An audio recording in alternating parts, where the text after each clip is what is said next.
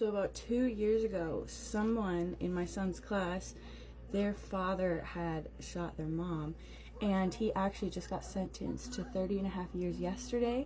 And now that he's sentenced and everything has come out, all the little details that I knew before, I feel like I could share, because I didn't really want to share them before because I didn't know if other people knew. But after reading some of the court documents, the stuff was well known to at least the police, so I'm going to tell. So Brian was the dad, and it says that he's 36 years old, and I don't know if that's when the incident happened or that's when he was convicted, but either way, Kayla, the mom, the wife, was 29. So either way, it could have been like 34 when it happened. And again, they had kids in my son's grade, so their kids were at least about 11 years old, which means Kayla had her son at 19, and he would have been about 23, 24 when he got her pregnant. And so who knows how long they were together beforehand, but that just goes to show you maybe a little bit of the dynamic that they had in regards to age difference. So more than likely he started dating her when she was underage, and the relationship was probably illegal for a time. And again, I'm not really sure how long they were together, but at least 11 years they were together. Now apparently Brian had been cheating on Kayla constantly, all the time, cheating. And finally Kayla was like,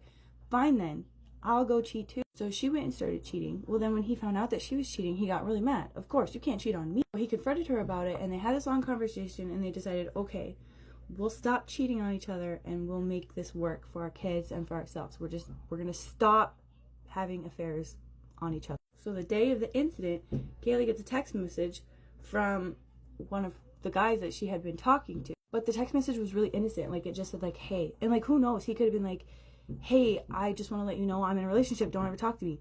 Hey, I found something of yours in my car. Hey, like, who knows? All it said was like, hey. It was very innocent. There was no context to it for Brian to get this upset over a hey text message. I mean, I understand it came from the guy that she was cheating on him previously with, but so the kids say they're in their bedrooms playing video games when they hear a huge argument, and then all of a sudden gunshots. And they said they saw their mom fall over. So dad comes over, shuts the room door, and says, don't call 911, don't do it, I'm gonna call 911. So the police come, and Brian says, take my kids out the window, the bedroom window, because I don't want them to see their mom. Which thankfully, I don't know if they did do that. I hope they did. I really, it's like I said, the one kid is in my kid's grade. Like, I can't even,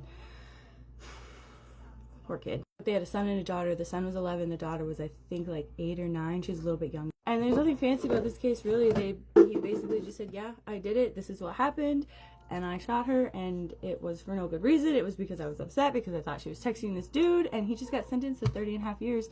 And I mean, the saddest part about the whole thing is those kids don't have parents anymore, and I don't think they have grandparents in the area. I'm pretty sure they're in foster care now, and it's just really sad.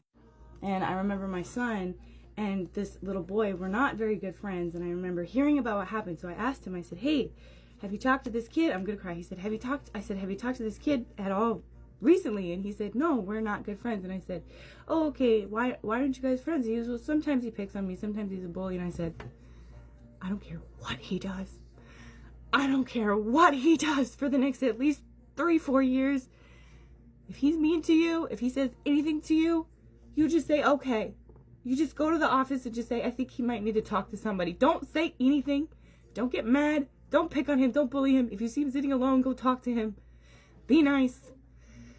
But yeah, that's what happened. And now that we know, I can share the information that she was cheating, and then there was some text messages, because that information was circulating around the community, but I didn't know if anyone knew, and I didn't really want to like share that.